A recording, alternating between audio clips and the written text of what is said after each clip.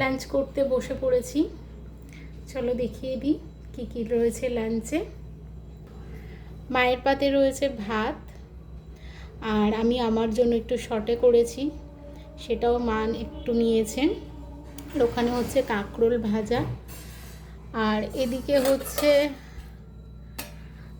কি বলে ডালের বড়া দিয়ে আলু দিয়ে একটা ঝাল ঝাল মতো করা, শসা রয়েছে।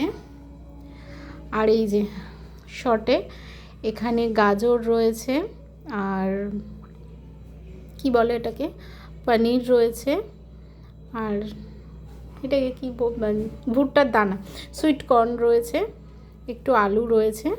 এই দিয়ে করেছি শর্টেটা বাটার দিয়ে, আর এখানে অল্প একটু মুড়ি রয়েছে।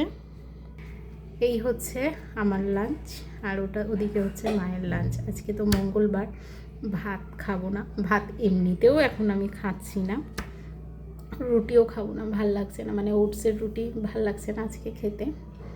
চলো, রাধে রাধে।